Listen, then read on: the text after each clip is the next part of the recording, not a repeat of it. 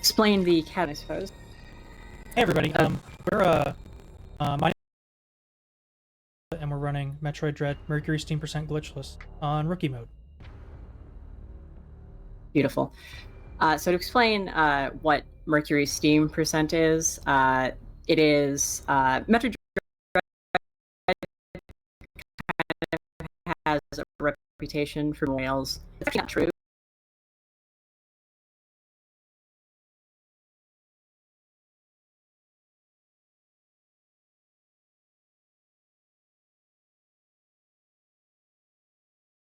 Do more of the intended sequence breaks, so we kind of joked around a little bit. We came up with any percent all slow intended sequence breaks. And so specifically we're getting Grapple Beam Bomb and Flash before Crage, Supers before Dragaiga, Cross Bomb before Gravity Suit, Screw Attack before Z57, and Space Jump before SQ. I'll explain all that when it comes up. And yeah, so you can kind of think of it like Super Metroid reverse boss order, not in terms of difficulty. This is actually a pretty approachable category, but just in terms of it being a couple of different ways you can route a game, theoretically, if you don't really care about only speed. Yeah, that's a pretty succinct explanation of the category. So I just remembered why you have to get spin. Like, maybe I can get spin boost. Like, no, you can't get spin boost. What are you doing? I mean, you can. Yeah, you can, but you have to get space jump too, so. Yeah. Anyway, I will count myself down from 5, and yeah, time starts when I do that. All right, so 5, 4, 3, 2, go. So the load times in this game are a little rough. It's about 20 seconds per the average load. This initial one, I think, is 26 seconds if you're on digital. So, you know, that's just something we got to deal with, but it's not too bad. It's much slower if you're on physical, so at least it's bad. Another fun little backstory on this category. When we initially made it, we actually defined it much more rigidly as a very specific order in which to grab items. But people wanted a little bit more freedom in how they could route things, just in terms of like doing the intended sequence breaks, but doing it a little bit faster. So this here is an add-on. Quite a few of these throughout the game. It's one of the things that people kind of think of this game being a little more on the rails. However, there's going to be a skip in about 15 minutes that we're going to see that is going to make it so we don't have to talk to Adam for the majority of the run. You're going to see like 4 of them, I think. This here is the climb. Things little section here. You can go on the left side, the right side. It's not really too much faster going either way. But you know, you just got to make sure you're hitting all the enemies on the way in. And then this here is the broken Emmy. There are quite a few Emmys throughout the game that we're going to be encountering, and you saw there's a little tutorial for countering them if you get caught. You're scripted to get caught during that cutscene, but for the most part, we're going to be trying to avoid getting caught by Emmys. If you do, then you get a flash, and then it grabs you, and another flash, and it kills you. Generally, it's very, very difficult to react at the best of times. Sometimes the second attack is unreacted, so we're going to try and avoid that. Real quick, as I was explaining that, we got the Omega Blaster, the Omega Cannon. This is an attack that is sort of a temporary upgrade that you get when you defeat a central unit. The central unit in that section was already defeated for story reasons. Don't worry about it. We're going to be skipping much every game. There's like one unskippable cutscene, kind of. You saw that Jay did a slide there as the water was falling. The way that we call that a slide jump, and the way it works is when you slide off of a ledge, there is a window of about half a second where the game will allow you to jump even if you're completely off of the ledge. And so by doing that, they didn't have to wait for the water to completely drain. Right now we're just waiting for the Emmy. This is another scripted encounter. It's going to just chase you all the way to the door, and then it'll let you go. You can't leave an Emmy zone when the Emmy is chasing you, and normally it's not too much of a problem because we can just avoid getting caught or just run away from it, and they let go of you pretty quick. They stop chasing you relatively quickly, but that one's scripted to chase you all the way to the end. You can actually avoid it by doing a counter, but like I said earlier, the counters are very difficult to react to.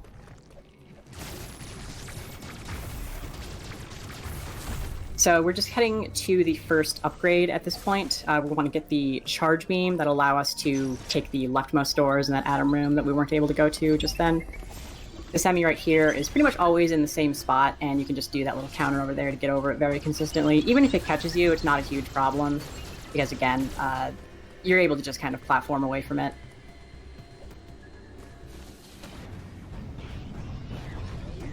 And so coming up, we're going to see a trick called water slope skip. Are you going for that, Jay? I'm going to give it 5 attempts. Okay, so the gist of this, not to get too deep into it, is that you have a very short window when you touch a slope to jump and not really get moved away from the slope too much. And when you aim, it does some things with your momentum. Oh, let's go. Okay, that's a very, very difficult trick. If you do a glitched category, you can get the cloak earlier, and that makes it so that it's a little bit easier, but that is like a triple frame-perfect trick without the cloak, so that was very, very impressive. Next up, we're going to be seeing the water platform skip. This is kind of something we call ass boost.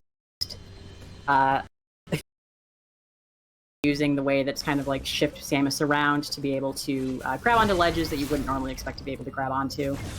And if we didn't do that, we'd have to go over to the left and stand on a button, lower some water. We don't have time for all that. We're just going to get the charge beam. So the charge beam is pretty nuanced in this game. There's a few different ways you can make it fire more quickly. If you just hold the button and then you shoot it like intended, it takes like maybe half a second to charge. But if you are turning, and you do like a turnaround and you let go of the charge during the turnaround, or if you're spinning and then you do the same thing, you can let it go much quicker, like a quarter of a second. You barely need to let it charge at all before it'll actually release a charge. It, depending on the enemy, it has different effectiveness of whether a missile or a charge beam will do better. Obviously, missiles are more spammable in general, so generally, missiles will be better DPS, but the nice thing about charge beam is that there's no ammo count on that. So we have to kind of make a route through the Emmy zone again, just because of the way the routing works out when we don't use any glitches, which I should also mention, this is a glitchless category, because again, it's sort of intended to be us going through all of the intended possible sequence breaks, and so in the spirit of that, we're not going to be using any glitches, because if we allowed any glitches, even without getting into the major stuff, you can kind of the intended skips, using the definition of how we put things into sequence. So we're heading towards a lava redirection chamber, or a lava redirection tube. Basically, throughout the first few areas in the game, there are these little buttons that we can stand on that'll make lava redirect through these tubes, and they're kind of like, think of it as like thermal energy. So these will make it so that some doors work. Sometimes redirecting the lava will make it so that one door opens and a different door closes. And that doesn't really like end up mattering too much for the route. We kind of just like go through the first couple sections more or less as intended.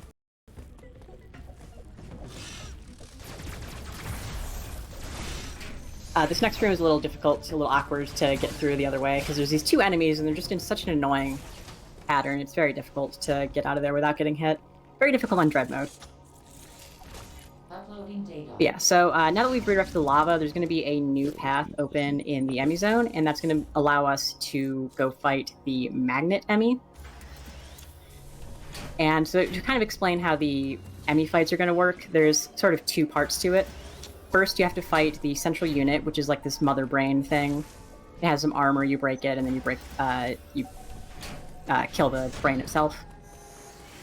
Those aren't too complicated. Pretty much you just want to just pelt it with as much damage as you can. The armored section is only vulnerable to missiles and charge beams for now. We'll get some other weapons that can hurt it later. But then the soft brain tissue, you can hurt that with missiles, you can hurt that with standard shots, pretty much anything will hurt it. And yeah, they just go down like a sack of bricks. So now we have the Omega Stream, and there's sort of two parts to it. You have this melt faceplates on this door and then also on the Emmys, and then you have the charge beam. The charge missile, or the Omega Blaster, sorry. I wanted to look at the official names on my sheets. So it's, again, a two-part attack. We want to melt this faceplate. There was a little bit of an awkward platforming to get up there, so we're not going to be able to see the full plant kill, but it's still relatively Emmy. Just kind of shoot it, jump over it. Shoot it, it's dead. But yeah, unlike the normal charge shot where you can kind of like turn it around or spin or whatever to make it go faster, the Omega Blaster is pretty much locked into its charge time. There's not really any way to get around it. However, once you've done enough damage to have fully melted the faceplate, you can start charging the blaster. You don't need to keep shooting it, boiling from its melting damage. So you can save a little bit of time there. We've got the magnet, the spider magnet. That'll allow us to climb on these blue surfaces here. But we're actually not going to be spending a lot of time climbing up them, because the cool thing is that when you're on a magnet surface, even though single wall jumps don't work the same way they do in this game as they did back in Zero Mission or Super Metroid, on magnet walls they kind of do. You can just like jump away from it and then instantly turn back around on itself, so you can climb a wall very quickly by just wall jumping over and over. So this is Corpius. Depending on the category, it's one of the most annoying bosses. In Mercury Steam Percent, it's not too bad because you already have charge beam, so even if you run out of missiles, it's not too bad. Looks like Jay got Headlock. This is kind of a glitch, but it's like one of those ones that's kind of like impossible to ban in an elegant way, so it's allowed in every category. Essentially, during certain attack animations, if you make it shift phases, then it will keep its head down for the entirety of phase 2. And because of that, because we have so many missiles on rookie mode, because you start with 15 extra missiles in rookie mode, you're able to just shoot it really quickly, and you never have to do phase 3, because you can just shoot it with, I think it's 26 missiles to just kill overall. Yeah, and we're 26 over phases 2 and 3. Okay. But yeah, so now we're just going to Catarus. There's going to be a little cool damage boost we're going to see here. It's really interesting. The way that the enemies work in this game is completely deterministic. So essentially, if you enter a room and you behave in the same way, the enemies will always behave the same way in response to you, like your position and how you've damaged them, or like if you've smacked them away like that. So you're able to make... A lot of people have different setups, but Jay did one of the faster ones there to just make it so that the ply just knocks you over and you can get to that slope really quickly. If they didn't do that, then there's a magnet that you can ride, and it's like a rail you climb, and it like slowly drags you all the way from the left side of the room to the right side of the room. So you save like a good like 5-10 seconds doing that way. I'm on fire tonight. Sub 11. Yeah, no, this is a very good run so far. Got headlock, got first try, got water slide skip. Never be able to match this, probably. Ridiculous. So this is, we're coming up on the final Atom room of the game. Kind of interestingly, this is the one where he tells you to accept your helplessness. So I kind of like to think of it as we're rejecting our helplessness. We're accepting our helpfulness, if you will. Yeah, this will be our last conversation with our dear dad, Adam. Dad. Father. Father. CO. What do you want to call him? But yeah, so this is another lava redirection. It's going to be closing... Does this close any door? Yeah, it closes that door, and then we have to go down this way. Yeah. And now there's another cool damage boost coming up. It's called the 5-Uppa boost, or the Super boost, if you will. I was, I think, just popularized by 5-Uppa main. Slightly... Yeah, okay, went a little bit awry, but you can kind of see the idea there. It's okay. Gonna get made up for by the Hell Run, which is what we call any sort of time you go through a heated room or a cold room without the proper equipment, so you're constantly taking damage. In this game, it's actually even scarier than in previous Metroid games because you don't just take a constant tick of damage. Your damage increases exponentially. So you can see, like, the first tick of damage was, like, 3 damage, but then, like, the last tick of damage in that room was 30 damage. And it gets even higher. Eventually, it's like, it'll take off your entire health bar if you've managed to, like, heal mid-run if you're staying there long enough. And so here is Bomb Emmy. We're going to be just kind of running circles around it for quite a while. There's a lot of stuff to do here in Cataris. But first, we got another lava redirection. So that Emmy spawn was relatively easy to deal with. This next Emmy spawn, it kind of depends on how fast you come down. It'll sometimes be, yeah, right here. It's like right below there. If you take too long to make it through that Emmy zone, it'll be like right in your way, and you have to either like cloak or jump over it or lure it away. It's kind of slow. The Emmy spawns are random, so they do behave deterministically, like the enemies, but their initial spawn locations are random. So you have to be prepared for any sort of scenario and know, like, where can an enemy spawn, how can you deal with it quickly, depending on what it is. Even though it's random, there is still a lot of skill in how you deal with the enemy spawns that you get. So you saw that Jay shot a charge beam at the door there as they were going up the top path. There are a lot of doors in this game that when you shoot them, they will open very, very slowly, and you can't actually get through them for like a half second or a full second. And so by shooting it when you're like passing by it and doing something else, you kind of circumvent that wait time. But now here is the big skip. This saves 3.5 minutes. It's called the Atom Save Skip, ADM, Ascending Dual Magnet. We have a lot of different names for it. But this is a quintuple frame perfect trick. Luckily, you can buffer 3 of the wall jumps. Or 4 of the wall jumps, sorry. And there you go. You can just barely grab the bottom of that magnet. The way that worked was that if you buffer a wall jump and it happens on the first frame, Samus is actually kind of far from the wall when she kicks off it, and so you get to like gain more height than you would normally off of that very last one, that very last wall kick, and that allows you to barely grab it. And this is a very long cutscene. This is we call it lava.jar in the community. It's one of the few cutscenes you can't really skip that takes up a lot of time. We need to port it out of Java. Indeed.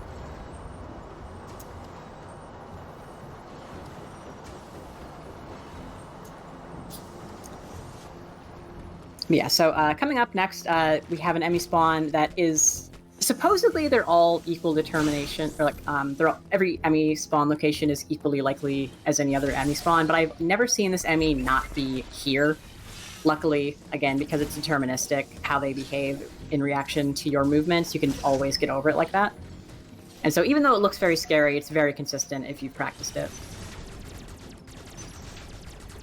And so we're just kind of finishing up Cataris here. We're going to be going to a magnet wall that we couldn't get to before because of the lava, and we had to slide under this little wall. Because we don't have Morph Ball at the beginning of the game, you can only slide on dry surfaces, you can't slide in water. And so we had to lower that lava to lower that magnet to get here. Also, I didn't explain it when it happened, but earlier when Jay was redirecting the lava in this room, they looked up as they were waiting for the button to go down, and that made it so that the camera panned up, and that door that they just jumped up through was already open. Because the way a lot of dynamic objects in this game work is they'll just start activating as soon as they're on camera. And so by aiming, you can change how the camera goes and make it so that they activate sooner. Sometimes deterministic enemy is kind of annoying. Like, I hate that room so much. But they got through it pretty quickly. There's a fun little damage boost you can do. Yeah. But the really annoying deterministic enemy behavior is in this next section. We're going to be going to Dairon to get the wide beam. And there's a lot of these green plies. I don't know if they have a different name, but they're just like these green little bat guys. And you need to platform through the rooms like in a very quick fashion. If you don't, then they'll just like attack you. It'll mess up your whole flow. It's like getting into a random encounter in a JRPG or something. It's just really annoying. But we hold the pattern. We won't have to get into a fight. Yeah, so that was kind of the same idea right there as the water slope skip. You just kind of cloak and then you jump off the slope. And you can see because they activated the cloak during the jump, they have less momentum because you have a lower top speed during during Phantom Cloak. And that allowed them to not get pushed too far away from the slope. Yeah, this is the really annoying room coming up. You just have to like slide down, do like 3 quick rises, and if you do it right, then the enemy misses you. Luckily, the wall jump there was on the next ledge after the bat. Ain't that the truth? Yeah. So I don't think I've explained quick rises. So essentially, when you approach a ledge during a spin jump and a few other niche animations, if you tap the jump button really quickly, Samus will just do like a little hop to get up over the ledge so you don't have to go through the climb animation. And you can buffer this on ledges that are only 1 tile tall, but if they're like an actual wall or if they're just like 2 tiles tall, then if you press it too early, you'll actually buffer a wall jump. And that's just the buffer order, so it can be kind of annoying sometimes, but if you just make sure to press it at the right time, then it's pretty consistent. We just got the wide beam. So the wide beam allows us to move these wide beam blocks.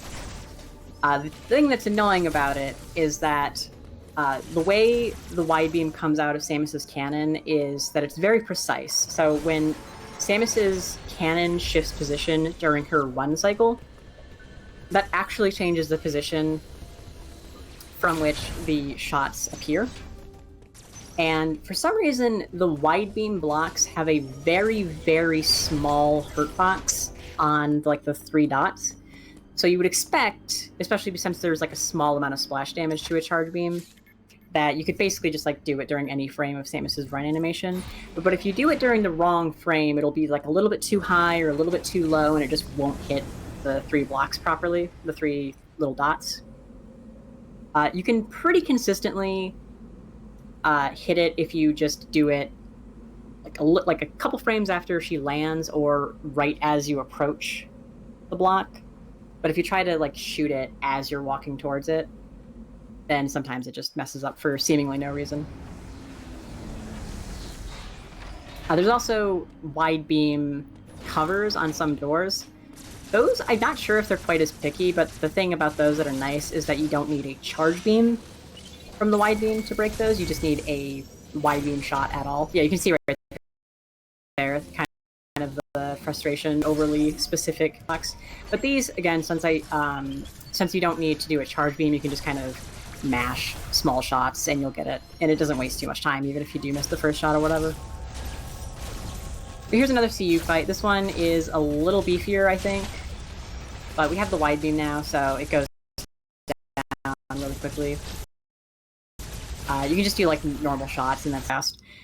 That's kind of a thing in this game, is that any enemy that you can hurt with just like normal uncharged shots, because there's no cap on the fire rate in this game, a lot of those enemies are actually best fought just spamming the uncharged attack button.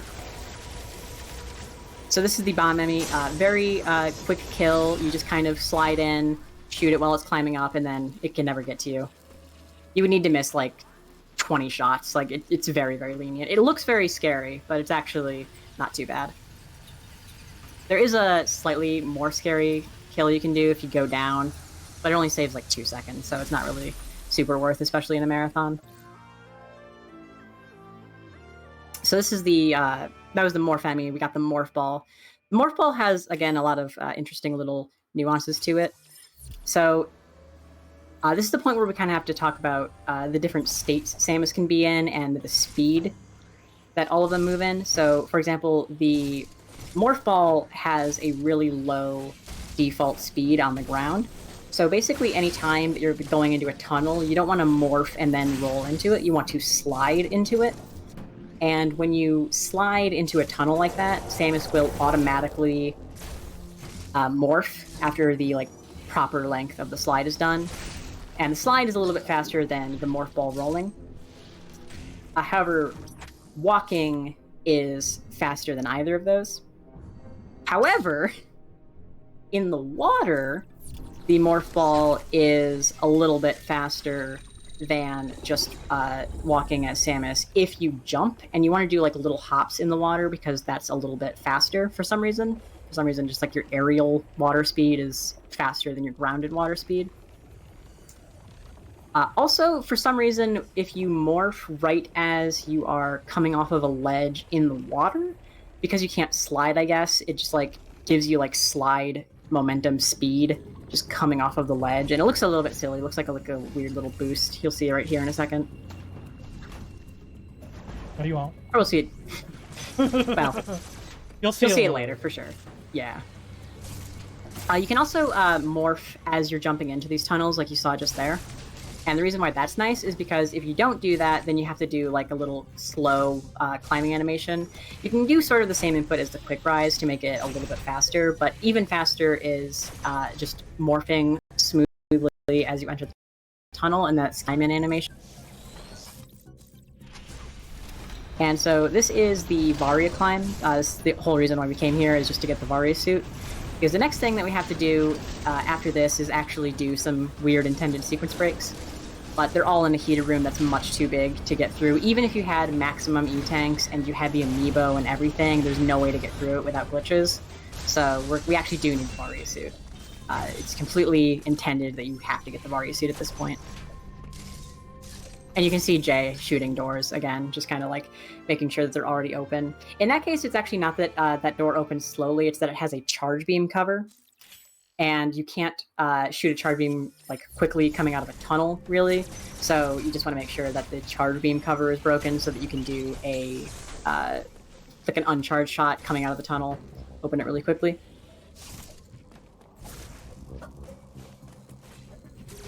I also see Jay doing slides off of some ledges, but melees off of other ledges. And that's just because the way that you come off a ledge, if you just like walk off of it normally, is you kind of use your default walking speed to go to the ledge, and then you lose pretty much all of your momentum and just fall straight down. But if you slide or do a melee, and it depends on like what the height is, and I don't want to get too deep into it, but certain ledges, it's better to do a melee versus a slide. It lets you kind of go downward as you're coming off the ledge, and you also get to keep some of that speed instead of just converting instantly to the slowest airspeed. If you have two ledges and you think you're gonna sail past the second ledge with a melee... Yeah, that's a good way of putting it. So this is where the game just stops being like any percent glitchless and becomes Mercury Steam percent. So right now, because we have the Varia suit, we could go fight Kraid. Kraid was like right directly where we were. However, there are 3 items, technically 4, but I'll talk about Pulse Radar later. There are 3 useful items that we can get before Kraid. They're actually all useful in the Kraid fight in different ways, and we're going to be getting all 3 of them. The first one we're going to get is the Grapple Beam, and after that we're going to get Flash Hit. And this is kind of a funny little sequence of the game because it involves sort of awkward traversal through areas that we would normally never really see. So going up through the Emmy zone after we've killed the bomb Emmy there's like all these enemies in kind of awkward locations. And then we're going to be going through the speed Emmy zone several times, including like backwards through a way that you would never go in almost any other category. Which is fun because that's the fastest Emmy, and you don't have any speed upgrades yet. So, you know, just it's very fun. So that last item that I was talking about, Pulse Radar, the reason why we don't get it is because everybody in the Metroid Dread community hates fun.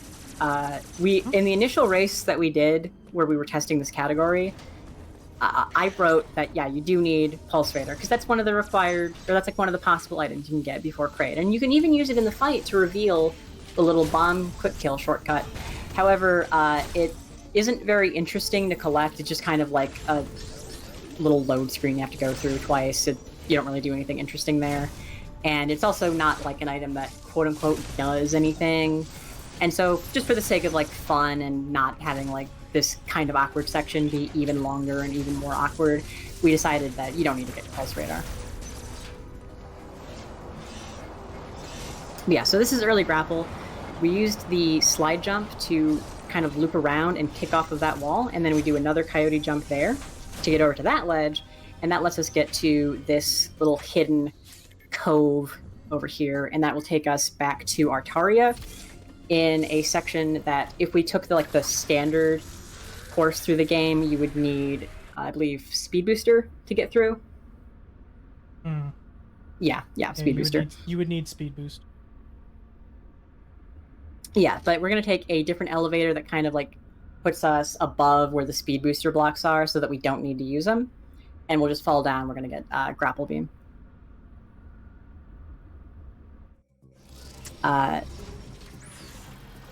Another small little thing about Morph Ball that we're going to see here is that it actually has a faster fall speed than standard, like Samus. I don't know if they did that because like she's round, so she has less air friction or what. But yeah, when you're in the Morph Ball form, you fall more quickly. You have a much higher top speed. However, you usually want to unmorph before you hit because the Morph Ball has a slower grounded speed, and it if you hit the ground as Morph Ball, then you actually need to unmorph on the ground, which takes time also. But yeah, so now we have Grapple Beam. The main tech that you're going to see with Grapple Beam is just grapple cancel. Essentially, when you grapple towards a magnet wall, if you let go of the Grapple Beam halfway through, like before you touch the next wall, then it's sort of similar to when you slide off of a ledge, where it gives you like a few frames to just kind of like jump midair. Even though we don't have like a double jump or anything, it just lets us do that. And that lets you, it doesn't really like let you go anywhere you wouldn't be able to go normally anyway, but it does let you kind of like skip grabbing onto certain walls and having to jump off them. It's just like a few little room optimizations. But yeah, we're actually not going to the right there quite yet, despite having the Grapple Beam. We're going to be taking the path through the heated room backwards to go through the left side, and this is going to be the first time where we can see the benefits of the Atom skip that we did earlier. Because this Atom room, normally he would lock you in and talk to you, but because we skipped one of the Atom rooms earlier in Cataris, he's still like waiting for us to arrive in that room. This is very annoying, this speed enemy spawn. But yeah, so the Atom room, Jay's a pro, they're gonna get through this just fine. But yeah, the Atom room, because he's still waiting for us back in Cataris somewhere, because we didn't go to that room, it doesn't like flag the next room as needing to be locked inside of when you pass through it. And we don't consider that a glitch just because it's as intended. He's still waiting for us in that room. We haven't broken anything. We're just skipping a certain section of the game that he would stop us on if we went to it. Yeah, good job getting away from that speed enemy, by the way. Thank you. Next, we're going to be getting bombs. These are a potentially very fun item casually. You can use them to kind of gain arbitrary height. Unfortunately, they're not quite so useful just because infinite bomb jumps in the speed run very slow. We usually have faster ways of getting up. But they are an item that we can use during the Kraid fight. This is actually going to be the only one of the 3 items that we collect here that has like meaningful use during the fight. But yeah, the bomb, you can use it to reveal hidden passageways. It's basically as good as the pulse radar, honestly. And so now we need to go get the flash shift in Berenia, which is like the water level. We have a few little shortcuts we can take because we got the grapple beam. Again, like nothing too major, just kind of like lets you go through rooms a little bit faster. And the speed enemy is pretty much never bothering you here. I've never seen the speed enemy spawn in your way, coming this way. But we do have a trick coming up called Hole in One. There's a hole you can get into. Beautiful. All right. Thank you. All flaps all around. All flaps all around. Absolutely unintentional. Well, it worked out, so hey. Don't argue with results. So the reason why that's like kind of a meme is it's surprisingly difficult to get in that hole. If the hole was like actually in the water instead of like on top of the water, it'd actually be pretty easy because you slow down a lot when you enter water. But because you're just free falling in air, you need to very specifically not be hugging the left wall, because if you're hugging the left wall, then like you're not going to have any actual leftward momentum.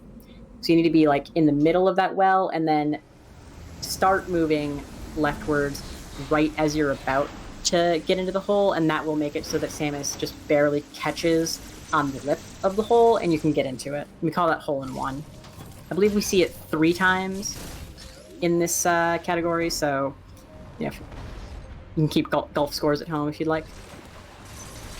This is one of the few actual uses for the Phantom Cloak outside of just dodging enemies and the slope jumps. Right there, there's not really like a good other way besides this Phantom Cloak to get through that enemy. And you saw that they did a slide before they cloaked, just because when you're cloaked, you have a very, very low walk speed. So if you do like a slide or a melee, then it kind of lets you carry that speed through the part where you need to be hidden. And coming up, we have a trick called Backdoor Flash Shift. Essentially, the room that Flash Shift is in has 2 different entrances. One is just like the normal missile cover, but then the other one is the one you're supposed to Flash Shift out of. And so they have this cover that is supposed to make it so that you can't just like jump into it. It's shaped very precisely. But by doing these very specific bomb jumps, you can make it so that you're standing above the ground far enough away that it doesn't detect that you're on it, and that lets you go through the door that normally you would need to flash shift through. So the flash shift is probably like the best item in the game from a certain perspective. It is incredibly fast, it's instant, you can do 3 of them at a time, and the recharge time is very, very low. So it's a lot of just basically free speed. It's even better than Speed Booster in a lot of places. And it looks like you're setting up C Boost, which is a damage boost that is very useful because we don't have any access to glitches in this category. If you want to get up through this water section, you can't just do like a water bomb jump or anything. But you can knock yourself off of this enemy with the Morph Ball. Very good. Thank you. And that allows you to grab that ledge without having to go around. And now we can't actually go and finish off this little section because we don't have the diffusion beam yet. That's a reward for fighting Kraid. And so now we actually need to go fight Kraid. And this is the part that I was talking about earlier, where we're going to be going all the way backwards through the speed Emmy zone. And we do have the flash shift, so it's not quite as bad as going through the speed Emmy zone the first time. The problem is the spawns, like the random Emmy spawn locations that can happen when you're coming back through this way, are just very, very troublesome. Like almost all of them suck. Almost all of them require you to sort of play around the Emmy in some way. But, you know, like I said, Jay's a pro. You got it? We'll see. The nice thing is that this game does have a pretty liberal checkpoint system. So even if you do get caught by the Emmy, there's a checkpoint at every Emmy entrance as long as the Emmy is still alive. So you don't actually lose that much progress for getting caught, just kind of annoying. Uh-oh. Oh yeah, that was a little... Oh, very good counter. Thank you. I clicked the wrong stick. But yeah, so that actually worked out pretty well. In theory, sometimes it's actually nice to get caught, just because it means that the Emmy will stop chasing you, stop pursuing you, stop pinging the area around it. There's not really a whole lot of places where people get caught on purpose, because again, like I said, it's very difficult to react to. But in that case, it wasn't too bad. And so now we're going to be going over to where we got early grapple, and taking the Morph Ball Bomb Shoot Tunnel. I don't know exactly what the name of the thing is, but that's going to allow us to just get shot all the way up to the top of... What was that? A launcher? Oh yeah, Morph Ball Launcher, thank you. Yeah. That's just going to shoot us all the way to the top of Dairon, which is very convenient because that's right by the entrance to Cataris, and we're going to be able to go fight Kraid finally.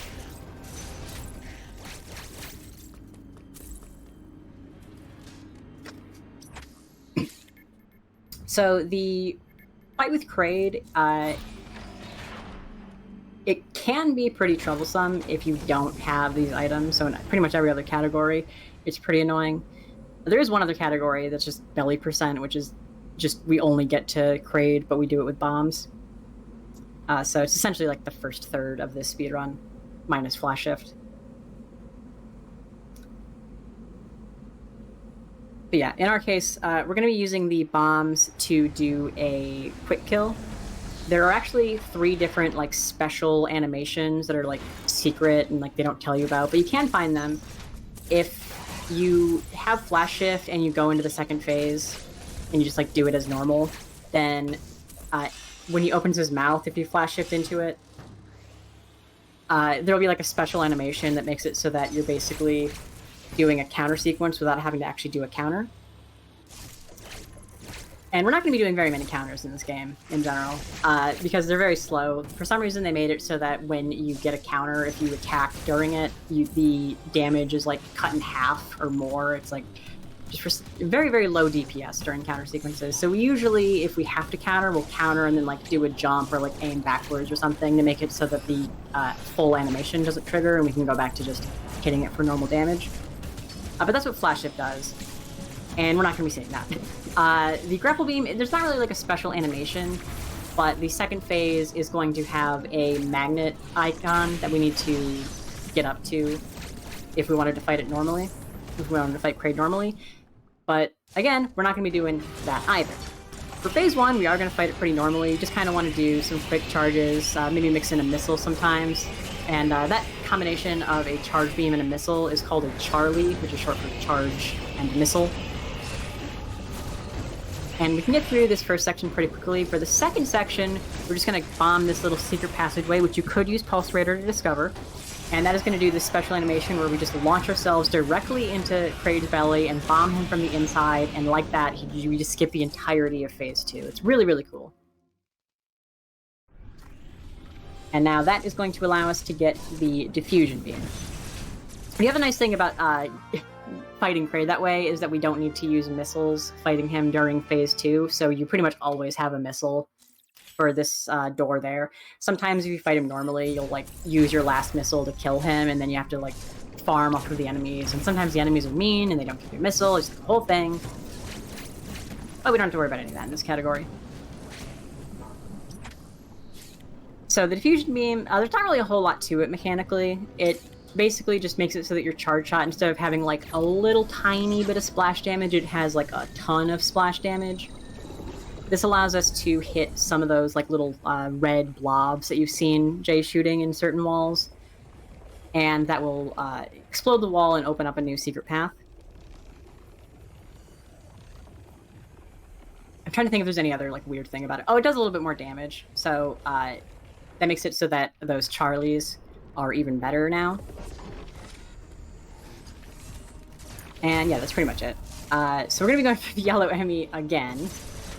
The yellow Emmy section again.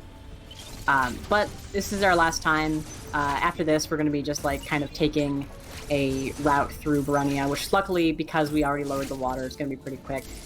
And we're gonna be fighting the Speed Emmy finally. And you don't need to worry about it anymore after right now. Perfect, okay. We're done worrying about the Speed Emmy.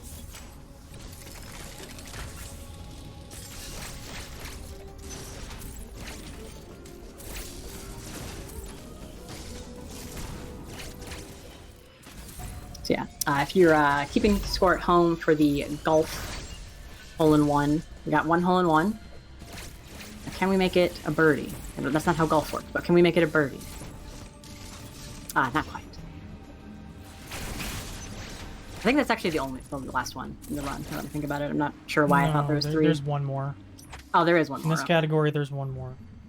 Right. Because you have to come back and get the super. Right, yes. Forgot about that. So right now, we're not really doing anything super weird. as far as the Mercury Steam category requirements go. We're pretty much able to just go get Speed Booster as normal. After we get Speed Booster, there is some weird stuff to talk about. Yeah. So the flash shift, you'll notice I said that it was really, really fast earlier. There are some nuances to it, despite it seeming like kind of just like mash A. You move a little bit faster when you are already walking versus when you flash out of a standstill. Or like you move a little bit farther, rather. And you also move farther in the air than on the ground. And there are a lot of different places where you'll try and like do a flash shift and then do a small little bit of like platforming, like you'll jump up a ledge or whatever, and then you still haven't expired the full time that you have to flash shift. So you can do like flash shift, small jump, flash shift, small jump, flash shift. Or something like that. And we call those flash chains. You're going to be seeing a few cool ones coming up here on the way to the Speed Emmy kill. Which I was wrong, there is one little minor annoyance for the Speed Emmy left. But it's pretty much impossible to get caught here. It's right there, it's always going to be right there, and you have to go through the water. There's different ways to get through this. Some people like to morph and hop, some people like to use the grapple and kind of like pull themselves through the water faster. If you go too fast, it actually is a problem, because it'll like go and cut you off on your path. Yeah. The other, you might have just noticed that Jay did a jump and then instantly flash shift backwards. There's no cooldown on jumps, despite the fact that you can't single wall jump. The only thing it really cuts you off from is turnarounds. But you can do anything else. You can do a morph or a flash shift or anything like that. And so there's a lot of different ways to jump off of a wall, but still be able to return to that same wall really quickly. Whoa. That was very stupid. I'm actually not sure how you deal with this. So typically you want to just kind of shoot the Speed Emmy on the ceiling. And the problem is if the plan goes awry, then the Speed Emmy is extremely fast. So any moment that you're not actively shooting its faceplate is going to be just Newman at you at Mach speed. This looks like a pretty good setup though. We got the faceplate melted. Alright, perfect. And luckily, once the faceplate is melted and it approaches you, it tries to like stand up and look all menacing and like lumber towards you slowly. I don't know why they do that. It's such a bad approach if their goal is to catch Samus, because it's just so slow. You have plenty of time to charge up the Omega Cannon. But yeah, so now we have Speed Boost. Speed Boost is one of the more complex upgrades in this game, but it's also a lot more freeing than in some of the other Metroid games, where it's like, oh, if you like touch a wall, then you're instantly losing all your speed. In this game, you can do a lot of stuff to maintain your speed. So, for example, you just saw Jay stored a Shine Spark and then Shine Sparked into a slope. They're going to do it again here.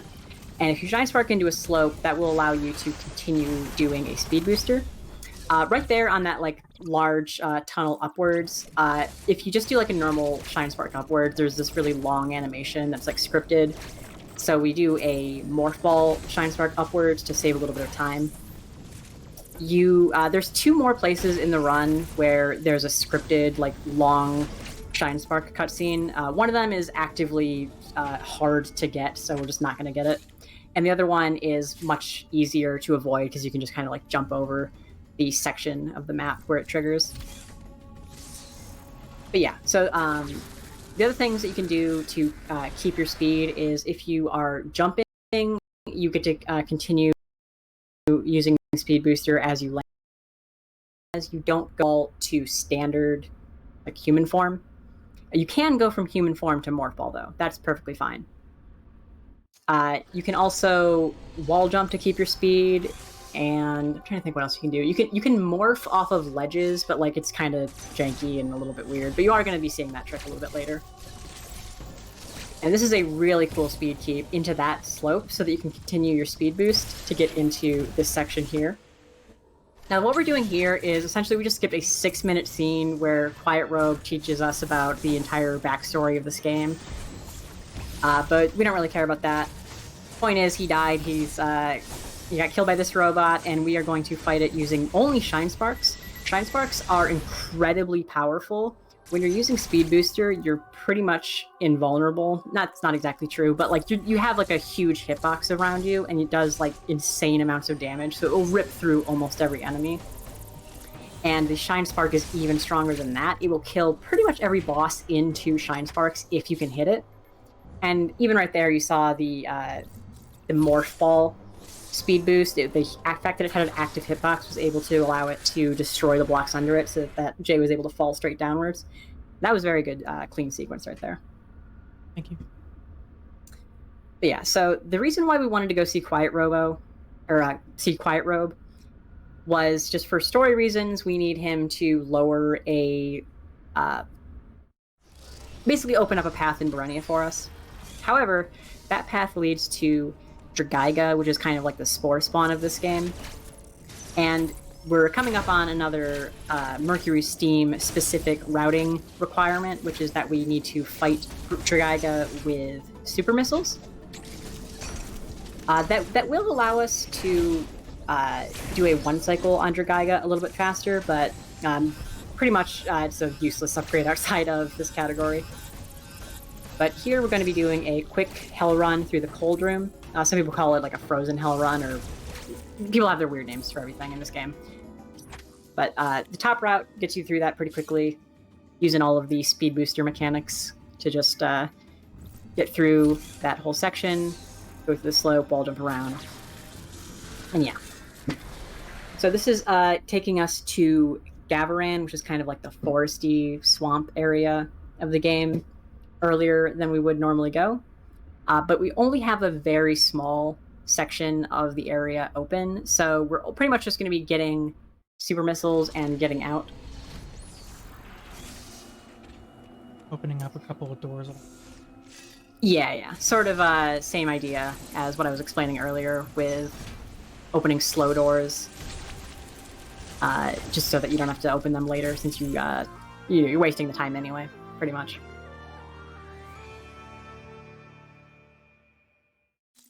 So super missiles in this game are just a flat upgrade over your standard missiles, so it's not like you have to switch between standard missiles and super missiles or anything like that. It just is a green, big missile that has like a really bassy sound effect and a cool visual effect, but for the most part, it's more of an efficiency upgrade than a DPS upgrade. It does increase your damage per second a little bit, but the fire rate is much slower in exchange for being stronger. So it's, again, just mostly an efficiency upgrade. But it will allow us to do draw 1 cycle much easier, so.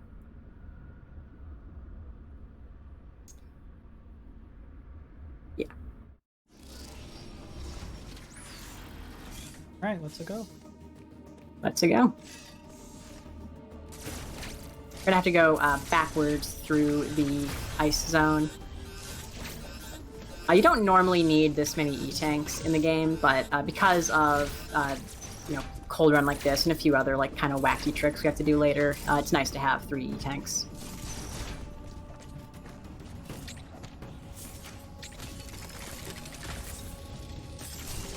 Yeah, so we're just going to Berenia. Funnily enough, early in the history of this run, we actually used to get super missiles before the robot fight. And then we realized that that was just like 3 minutes slower. It's also nice because if you do die during that cold run, you don't get sent back nearly as far. So it's faster and easier.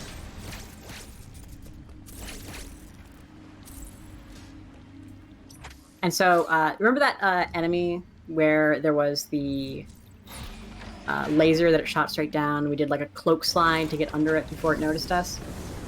Now that we have Speed Booster going through it this time, we're instead going to just Speed Boost straight past it, and basically those enemies, they're pretty quick, but if you flash it past them or Speed Boost past them, with the proper timing, they'll miss you entirely.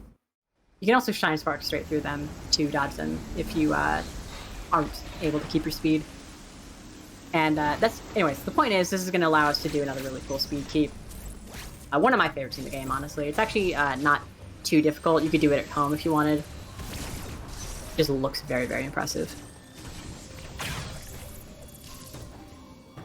No, it doesn't. It's garbage. Nobody even likes that speed keep. I know. Alright, cool kids hit this speed keep though.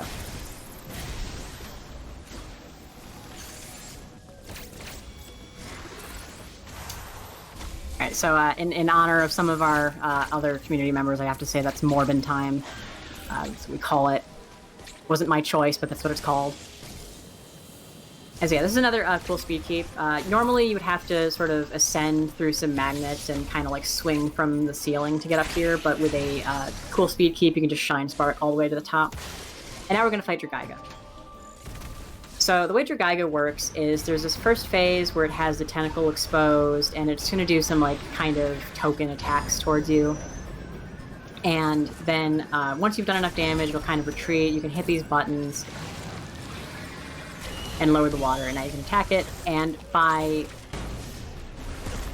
What happened? I'm not really sure what happened there. Yeah, that was a little weird. So the idea is that normally you want to kind of like ram yourself into the side of the enemy with a melee to make it so that it delays the counter and you can do more damage. Yeah, just like that. And so, 2 cycles not bad. For a long time, that was actually the only thing we knew how to do. It was only very recently that 1 cycle was discovered.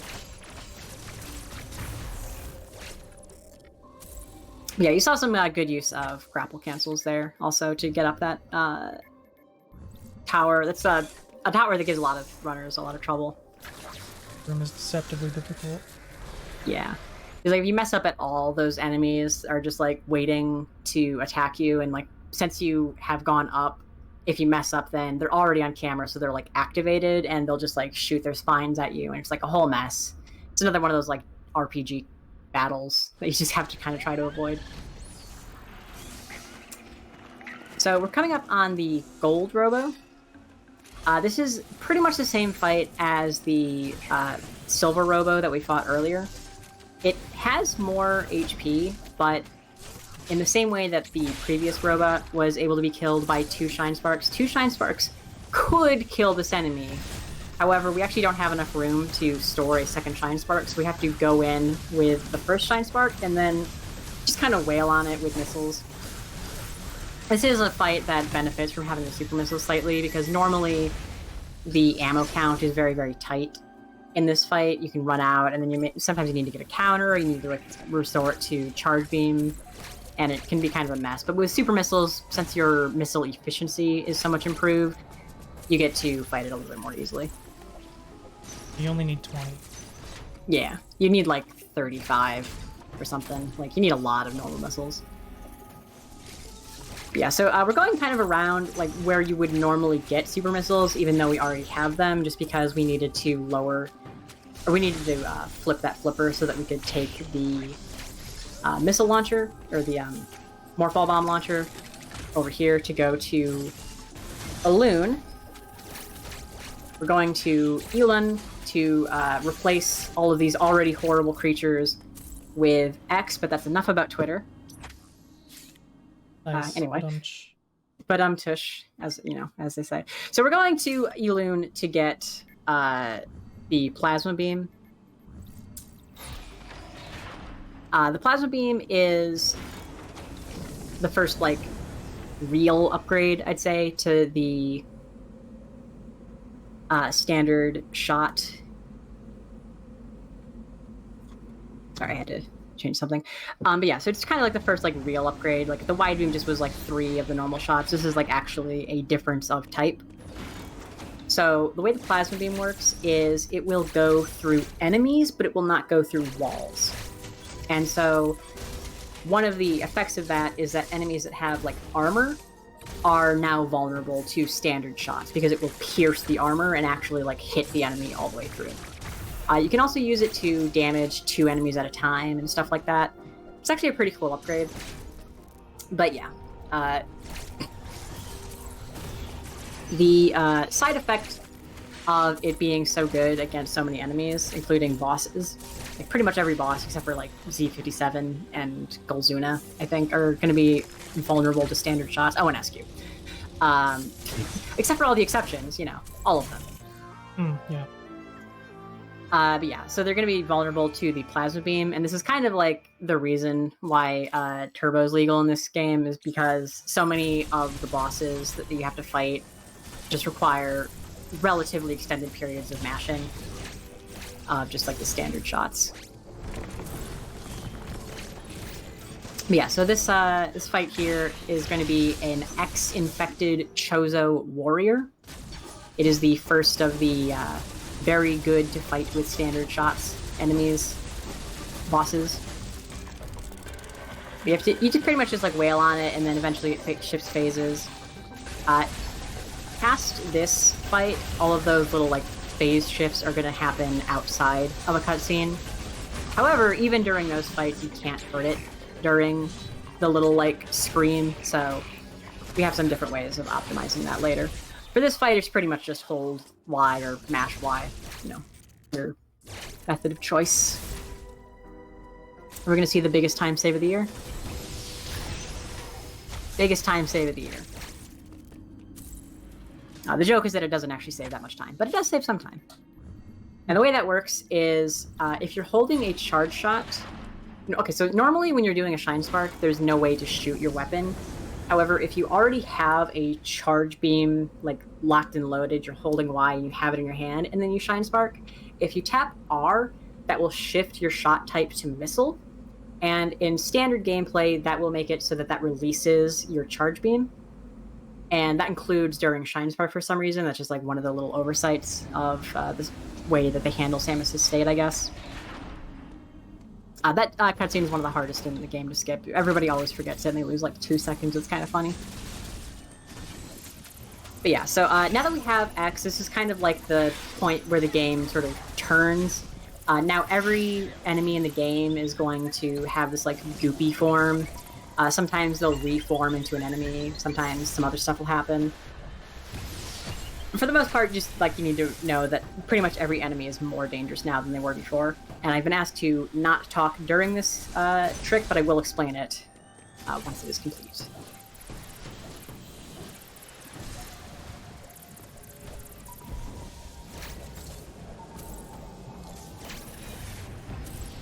Okay. Perfect. All right, first try. We call that GEI, or GEI, Glitchless Early Ice.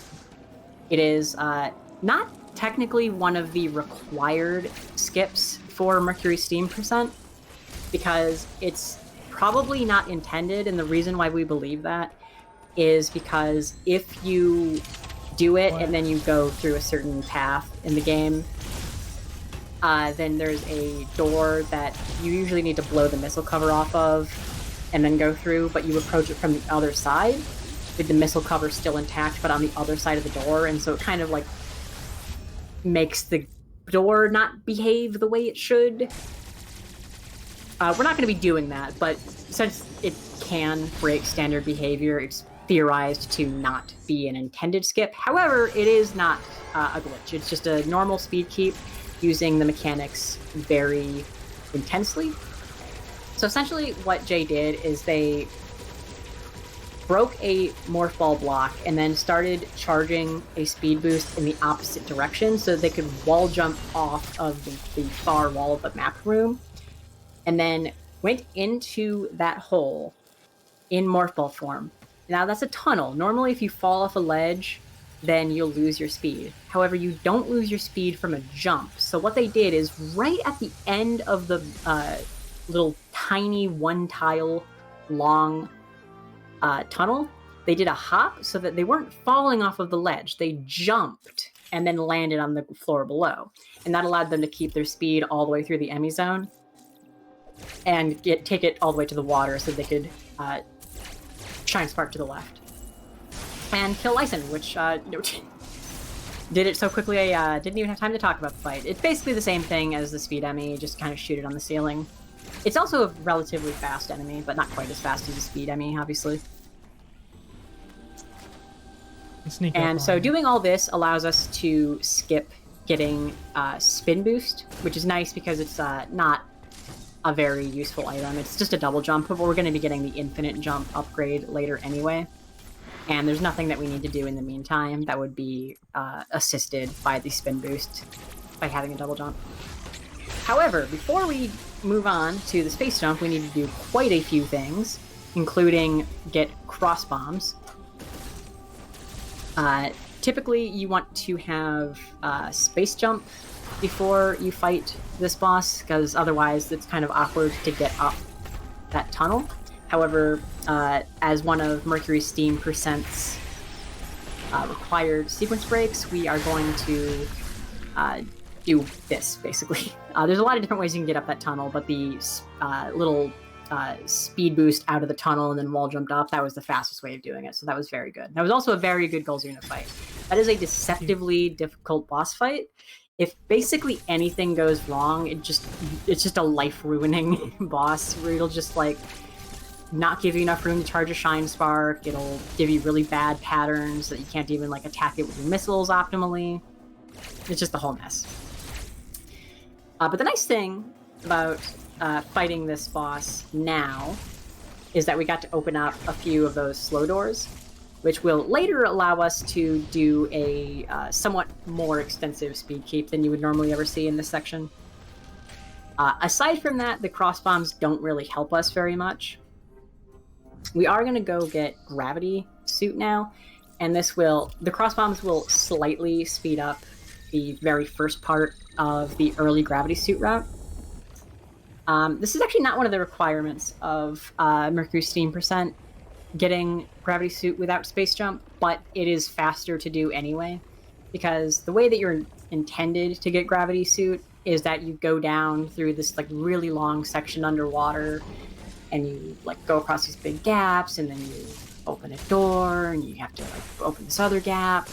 But there's this secret passageway this way that is open using the speed booster, ice missiles, and cross bombs to speed it up slightly. But you don't actually need cross bombs to do this. Just some pretty tight Shine Sparks, and you get through this whole section. And now it kind of puts you at like the end of where the normal intended Gravity Suit sequence would be, which that saved like probably 2 to 3 minutes overdoing the intended route, not even getting into like the fact that we don't have Space Jump yet, and that saves us time. But yeah, so we break the blobs, we pull the thing, that pulls down this wreckage, and it just destroys this bottom section, and now we're able to go get the Gravity Suit. The Gravity Suit, there's not really a whole lot to say about it. It just kind of lets us move around in water at full speed. So essentially all of like the little things I was talking about how like, oh, if you jump in water, it's faster than walking, and you can slide off of ledges, blah, blah, blah. Water is just air. I think the only difference is... Actually, I don't even know if there's any difference. I was about to say something about ice missiles and super missiles, but that's lava that I'm thinking of. So right now we are going to Frozen Artaria. This is a section that can be skipped without glitches, but kind of as an artifact of the way the definitions of this category were written, it was prior to us legalizing water space jump as not a glitch. And I don't need to explain that trick too much because it's not going to be used. But essentially, there is a way to skip Frozen Artaria. But because there was not back when we first made the category for Mercury Steam Percent, we just wrote it as you must have Screw Attack before fighting Experiment Z57. And to fight Experiment Z57, you need to go to Frozen Artaria. The reason why Artaria is frozen, by the way, is story reasons. Essentially, when we freed the X, one of them started gunking up the, like, thermal energy core of the planet, and so now it's lost all of its thermal energy and everything's frozen. But luckily we got the gravity suit, which protects us from cold. A fun secret is that there's actually no cold damage programmed into this section because there's no way to normally get here without gravity suit. But if you do use glitches to get here, then there's a little fun fact for you at home.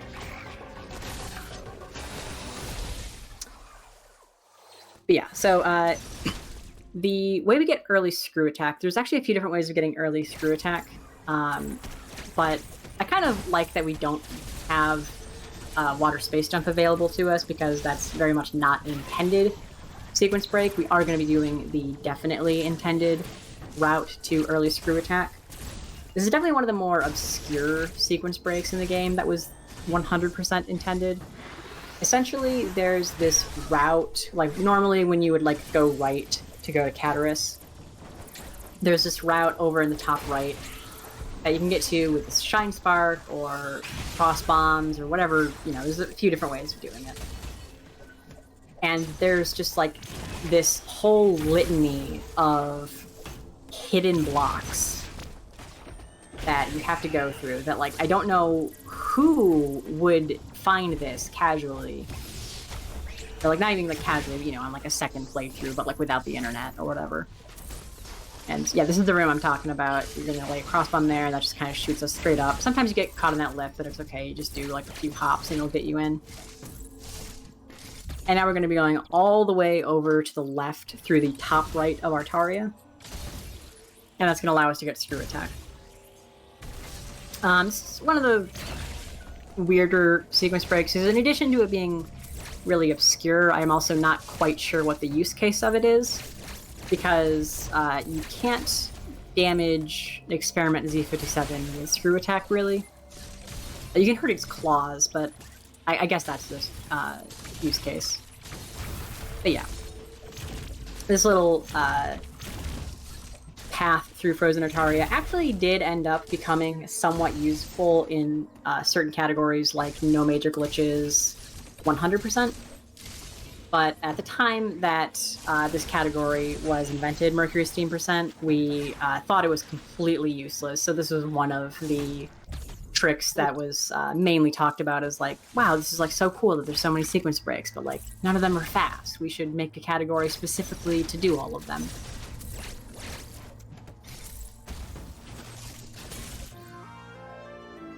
Also, I'm not sure if I've explained this, but the reason why we call it Mercury Steam % is just because that's the name of the developers, Mercury Steam, and somebody decided to append a % onto the category name. I don't know who did that. Very funny joke, though.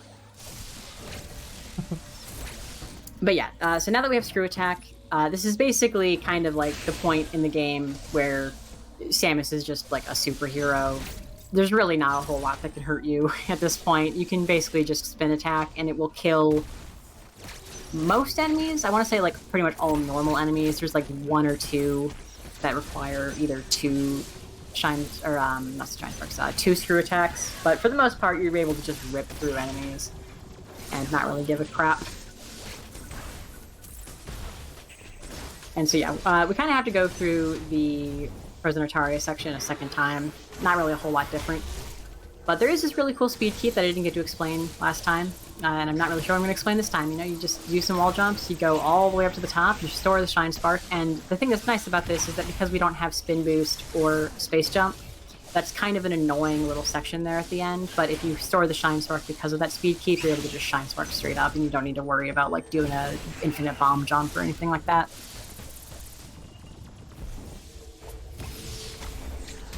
This enemy is also very annoying, by the way. If you're too far to the right when you Shine Spark up, sometimes it'll just like not give you enough time to counter, even if you try to counter right away. Like if you're just mashing X out of the Shine Spark recoil, it'll still just hit you. But if you're far enough over to the left, then it's fine. Yeah. And so yeah, more Shine Sparks just to be able to get up to these places, because again, we don't have any jump upgrades. Typically, you're expected to have Space Jump by this point, I believe. Definitely at least Spin Boost. Yeah, no, obviously Space Jump, because you need Space Jump for gravity casually, now that I think about it. Yeah. But yeah, so we're going to go fight Experiment Z57 without any jump upgrades, which is actually kind of a whole thing. There's a section towards the end of the fight where we're going to need to kind of jump through some hoops that would be very easy if we had jump upgrades, but because we don't, we either need to do a very difficult mid-air bomb jump thing, or I think, Jay, you're probably just going to jump off the wall, right? Yeah. Yeah. So that's another advantage of having all of the E-tanks that we got, is that we're going to be able to just tank through kind of pretty surprisingly heavy damage toll for some wall jumps at the end of this next fight. But first we have to do phase 1 of Experiment Z57. There are 2 basic attacks. It has these little claw swipes, which during the claw swipes you can't really do anything. Luckily, the first attack we get is the breath. During the breath, it just like lays this goop on the ground. The goop is passive damage if you step on it. But as long as you just stay off the goop, or just, stand on it but not for too long, you can just wail on it with these little Charlies. This is one of the few bosses that does not take damage from uncharged beams, so you actually do need to do charge beams and missiles in order to break it. Ideally, you would break all 4 claws before it phase shifted to this next attack pattern, because that would instantly make it so that it would do this attack here, but luckily we only got 1 extra attack, so it's not too bad. And we call this the Flappy Bird section. Basically, you just want to make sure that you don't get hit by too many of these little waves, and then during the wind, you're able to charge a Shine Spark. And the Shine Spark is specifically programmed to kill Experiment Z57 in 1 hit. Even, regardless of damage, even if you hacked it to have, infinity health, it would still kill it in 1 hit. So it's pretty cool. It's like a hidden thing. There's actually, that's the place where there's the special animation that I was talking about, how we skipped it earlier. If you get your Shine Spark all the way to be directly under its face, and then you Shine Spark up, it'll do this, swoop in with the camera. Very slow, but it's very cool. And so now we're going to Orange Teleportal. Typically, if you did the game, normal, then you would need to go through the blue teleportal, go back to Artaria, which is now unfrozen, and we would get Screw Attack then. But because we already have Screw Attack, we're able to instead just go up directly from the fight and take this path here. And this is going to be taking us basically to where Pulse Radar is. We're not going to be getting Pulse Radar, but it's going to take us right by where Pulse Radar is. If we had gotten Pulse Radar before Kraid, this is the path we would take, is that you would just go into the heated room with Varia and grapple or bombs, and you would just go into this teleportal and go left where Jay is about to go right. I'm very sad about no Pulse. I don't know if I mentioned that upgrade yet. I could always get it accidentally like Arc. Classic.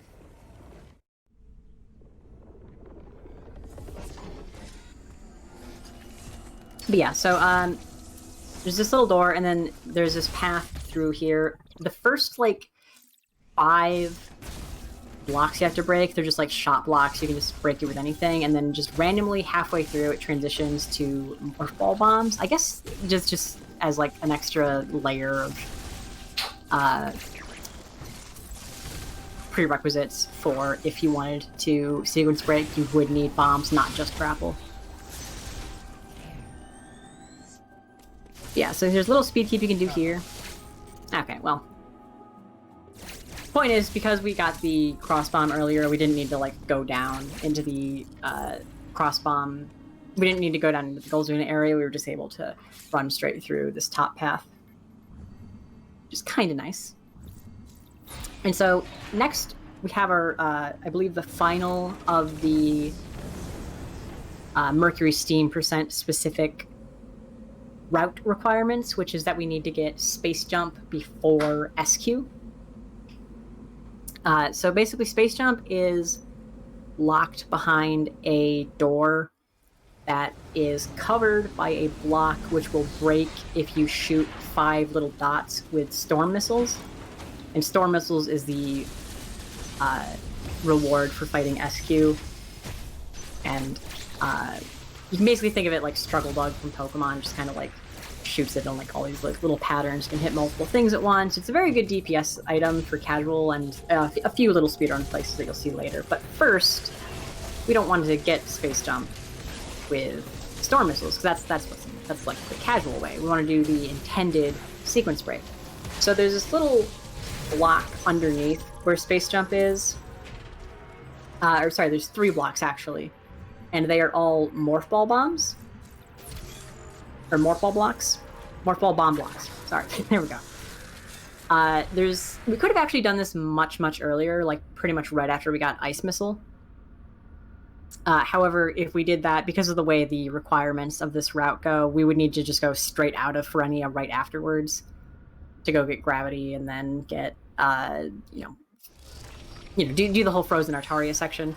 So that would require 2 extra loads, essentially, and not be fast. It would not be worth it. Because, again, the loads in this game are very, very long. But now that we're kind of coming this way naturally, like, we need to go get Storm Missile and Wave Beam, we can kind of come this way in the natural course of things. And if we had done it earlier, what we would need to do is lay 3 bombs out of Coyote jumps, and it's like very difficult. A lot of people find it incredibly difficult, but it is the like any percent glitchless trick. In this category, luckily, because we already have Speed Booster and Cross Bombs, we're able to break all 3 blocks at once, and then Shine Spark straight up. So it's not quite as bad in Mercury Steam Percent, which is, again, another reason why this is actually a surprisingly beginner-friendly category. It has a lot of cool little sequence breaks that don't require too much specialized knowledge, because, again, they are all, for the most part, intended sequence breaks. But yeah, so now that we have Space Jump, we're pretty much full force. Like, for the rest of the run, this is just kind of normal course of things. We're going to be getting Storm Missiles. We're going to go through this Wave Emmy section with Gravity Suit, because we've done so much sequence breaks. In a casual playthrough, you have to run from the Wave Emmy still in Varia's suit, and it's like really, really scary because it's super fast in the water and you're so slow. But with Gravity Suit, we're actually much faster than Wave Emmy, so there's really no way you can get caught by Wave Emmy without just like having a really big mess up. So that's kind of nice. So for the SQ fight, it's not actually part of the definition of the category, but we do have Screw Attack. And that's very nice, because the first phase of the fight does not damage you when you Screw Attack it, so you're able to just bounce on its head like this the whole time and just kill it really, really quickly. You're also able to do 2 Screw Attacks before the invincibility iframes of the Core X kick in, and that's able to make it so that you only have to do 2 cycles of attacks on the Core X, and that breaks really fast. And now we've got Storm Missiles.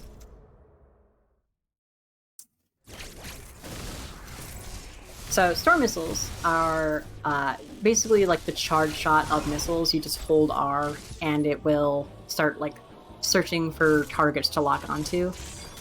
It can lock up to 5 targets at once, and there's a lot of doors like that we can break. You can also use it on enemies, and most enemies you can target more than 1 time. So like some mini bosses you can aim up to 5 locks onto a single enemy. Like the big bosses you can aim 5 locks. In any case, it's not actually that good for like DPS, normally speaking, just because the individual missiles, even though you're shooting 3 missiles per lock, they don't actually do the full damage of like a standard missile. Or maybe they do the damage of a standard missile, but they don't do as much damage as an ice missile. So you really only want to be locking storm missiles onto an enemy. By the way, great twin robo-kill. But yeah, you pretty much only want to be locking storm missiles onto a boss if there's some reason why you wouldn't be able to damage it otherwise, which is actually the case for 2 of the bosses right before the endgame, so you'll be able to see that later. For the most part, we're just using it to break blocks on our way to the Wave Emmy, which is our second to last upgrade. Well, third, I guess, if you count the Metroid suit. But yeah, so the Wave Emmy is kind of interesting because it is the easiest central unit fight by far into arguably the hardest Emmy fight. For the central unit, we're able to store a Shine Spark coming into it to break the armor, and then we're just able to screw attack it to break the flesh. And it just goes by really, really quickly. For the Emmy itself, there are like 6 different ways, I think, if you included every like sub-strategy to kill it relatively quickly. The basic strategy Jay's going to be going for is plant kill, right? Yes. Yeah, okay, yeah. So plant kill is essentially you're going to be coming out of this morph ball launch tunnel, and instantly you're going to flash shift backwards so that you're as far against the wall as possible, and you're going to just be aiming directly at the wave enemy. You can only miss like 3 or 4 shots on this thing as it's coming towards you if you don't want to get caught. But if your aim is good, you're going to be able to melt the faceplate before it touches you. And then just to be safe, you can dive underneath it as its faceplate is breaking, and then charge the Omega Cannon, and then break it after it comes down after you. That is an extremely tight kill. It's very difficult for beginners, and yeah, very good wave enemy kill. Thank you.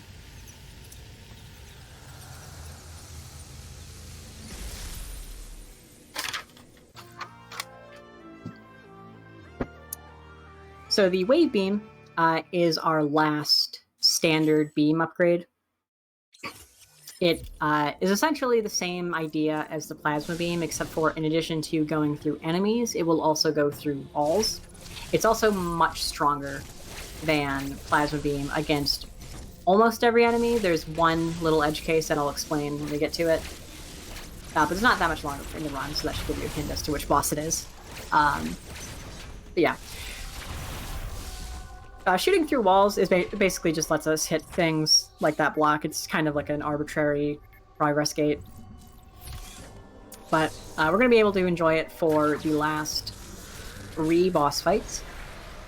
Coming up, I said earlier, like, the Plasma Beam is kind of why we allowed Turbo, but this last section is, like, really why we allowed Turbo, because it's going to be 3 fights in a row where mashing for at least half of the fight is very much the optimal strategy. So for this first fight, it's the Red Chozo. It has a shield. We fought a Red Chozo earlier and we were able to just break its shield with a Shine Spark. This one's not going to give us a chance to Shine Spark. So we're going to need to break its shield some other way. You can just kind of damage it or wait for a counter or whatever, but that's kind of slow. So instead, we're going to charge a Storm Missile as the cutscene loads in, and then get some Storm Locks in as the fight starts, get some more Storm Locks in as it's jumping around, and then hopefully phase shift right here. And that was very good. So the reason why we don't want to get the shield counter is A, that's more time that we're not doing damage towards it, and B, if we did that, then it means that we didn't do as much damage as we could have as it was jumping around. The reason why we use Storm Missiles there, you can use just like mashing if you want instead, but essentially as it's jumping around, it doesn't have its shield up, or sometimes it has its back to you as it's jumping around, and so you're able to hit it and actually deal damage when normally you would just be hitting the shield and not doing any damage. And so it's basically like a phase skip. You can kind of think of it that way. And the Gold Chozo is pretty much the same thing. We're not able to charge Storm Missiles going into the fight, but other than that, it's pretty much the same thing. So we just got the Power Bombs. This is actually our last standard upgrade. The main thing about this item is that if you lay a Power Bomb in one room, and then before it explodes, or while it's exploding, you cross into another room, it will still affect things in that room up to its maximum effective radius, which normally would be like just basically the entire room. But you can actually see the limits of its range if you do a power bomb at the end of one room and go into the next room. Beautiful speed keep there. Able to charge the power bomb as they were rolling with the speed boost, and then lay it, and then store the Shine Spark, and then as it was exploding, Shine Spark up. But yeah, the other thing about power bombs is that if you are charging it and you cross through a room, your charge time will reset. So that's the big reason why we like to lay a power bomb in one room and then cross over, because that will allow us to have a power bomb go off in 2 rooms, whereas crossing over while we're charging does not allow us to do anything such thing. So yeah, like I said, Gold Chozo, pretty much the same idea as Red Chozo. It's actually quite a bit harder to shield skip in my experience, so that was also a very good fight. And next up we have Ravenbeak. This is the last real fight of the game. There are 3 phases to it. The big thing about the first phase is that there is kind of like 2 sub-phases. The first sub-phase is you can just do as much damage as you want, and when you deal whatever the equivalent of 10 missiles is, he will do a scripted counter. And at the end of that counter, he will go into his, like, phase 1.5, where he has golden armor, and you can only damage him when he does, like, an unscripted counter against you, so it can be very, very slow, especially if you get bad luck. So we would prefer to skip the gold armor phase. We call it gold skip.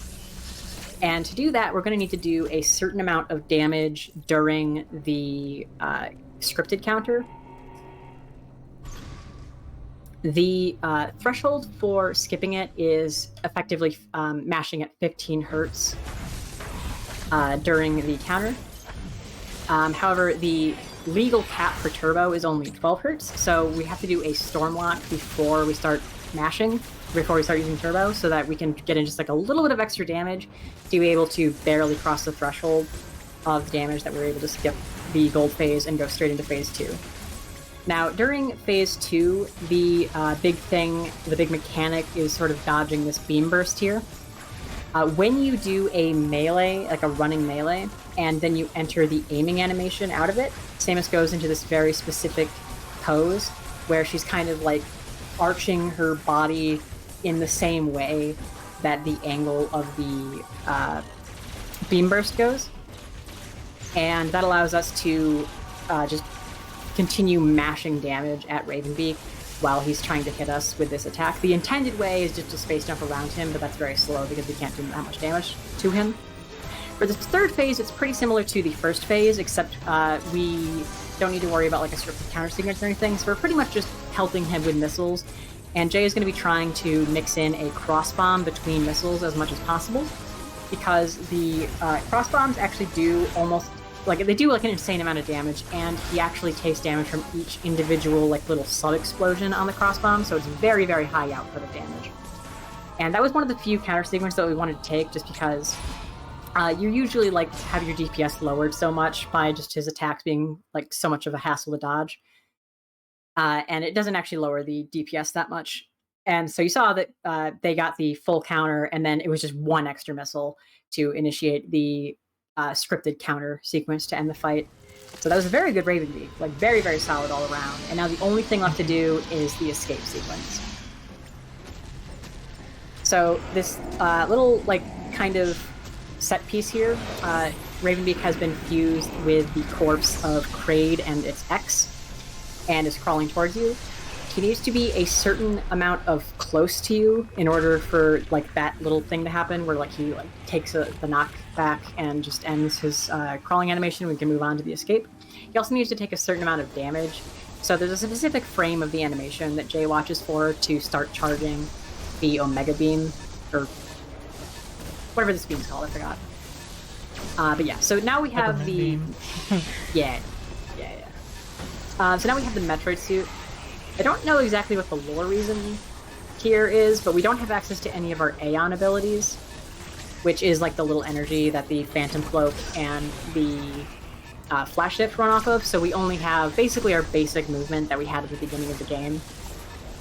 So we're going to see a lot of sort of the same kind of like sliding off of ledges and like meleeing off of ledges, using Morph Ball to fall faster, stuff like that, and a lot more speed booster usage than we saw for the last little bit of the game. Okay, this is called Arc Spark. It's very, very cool. You kind of keep that speed off of the ramp and then you wall jump off of it in order to continue moving farther to the left. And that is the last point where you have that potential scripted camera zoom in on the Shine Spark. Time is coming up. We're going to be Shine Sparking to the left at the top of this room, and when we go to the left, that's going to be time. There we go. All right. Whew, that's a PB. Yeah, that was a really solid run. Good job. Thank you. Just wanted to say a couple things. I believe the lore reason for not having Aeon abilities in your Metroid suit is because Chozo's control Metroids and Chozo powers are probably being overwhelmed by the Metroid because it's Metroid. That makes sense.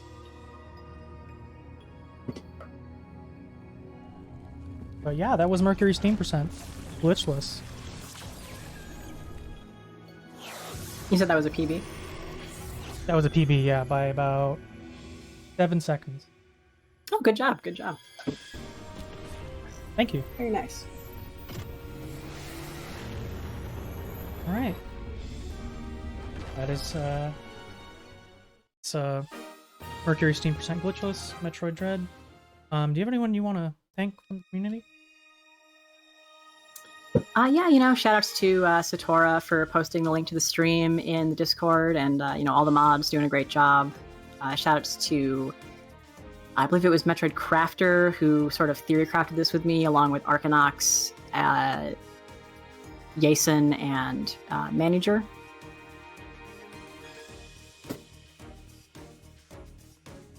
All right, I'll just be thanking the same people, probably. Nice. We'll throw in my husband for moral support, and Ark as well for teaching me a lot of the stuff about this category. Yeah, it's pretty fun once you get the hang of it. So yeah, thanks for your time. Hope you raise lots of money for the ACLU. The work ain't done. So yeah, take care, everybody.